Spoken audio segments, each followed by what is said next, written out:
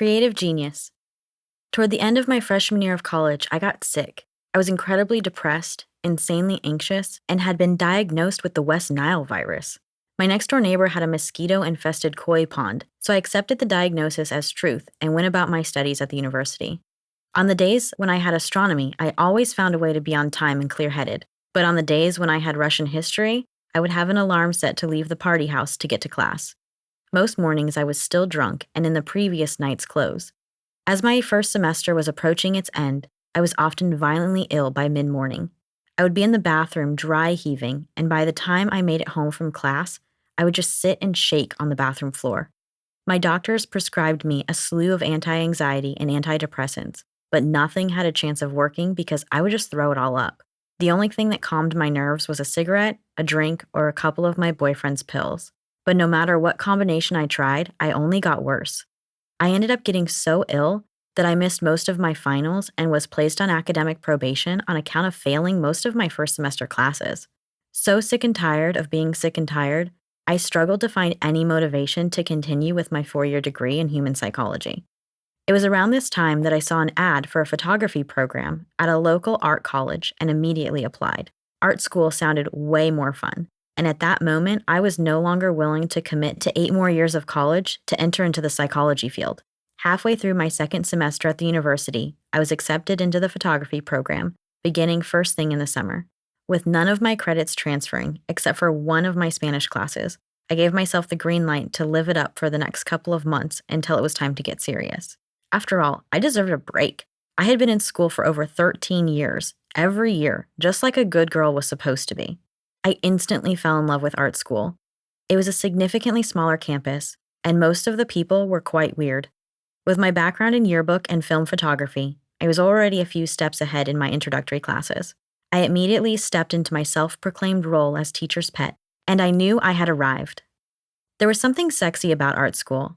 Everyone was so creative and brilliant, and it wasn't the same party scene as at the university. It was normal to lounge about campus smoking cigarettes, and lunches at the bar on the corner were the norm for all levels of students. There weren't cool kid groups or popular cliques. There were just a variety of creatures from every department. There were the well-put-together girls in the interior design program. There were the dorky but cool guys in animation and illustrations. Then the elaborately moody geniuses of the fine arts program. We had our own building for photography and fine arts, and it was like our own little hideout of creative fuckery.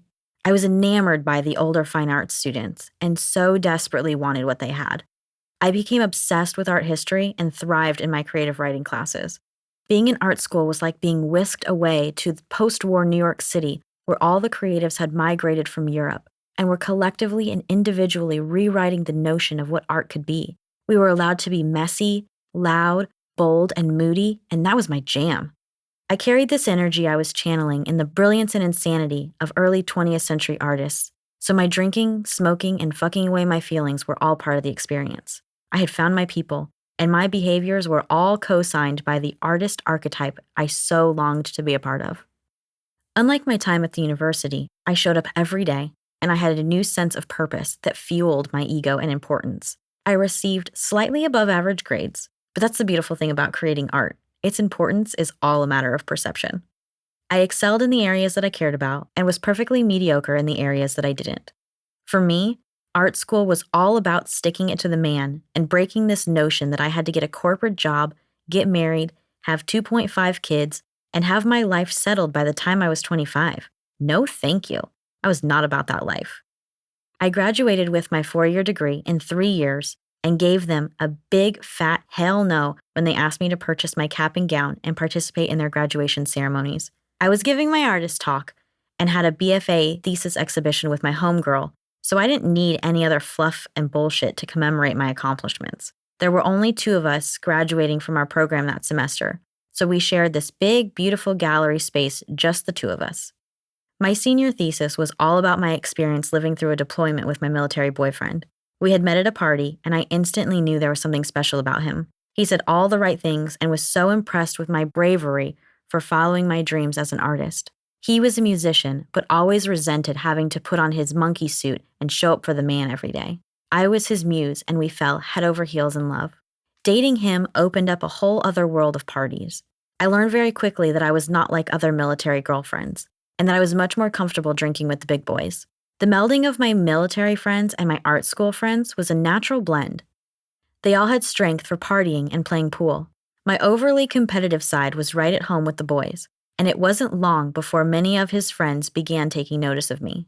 I was faithful to my core, but you better believe that I loved the attention and the way those boys made me feel important. I had bodyguards everywhere I went, and could party as hard as I wanted to, knowing someone always had my back. When it came time for my boyfriend to be deployed, I already knew I had a built-in support system among his buddies, even when I couldn't stand their girlfriends. I made the decision long ago that I was the cool girlfriend and carried myself like the seasoned deployment wives. I kept my composure. I never let anyone know how much I missed him, and I buried myself in my schoolwork. That senior thesis was one of the hardest and most rewarding things I had ever done. My professors challenged me every single day, and I had no choice but to blast through my fear of standing up in confrontation when constantly being berated with insistent questions of why?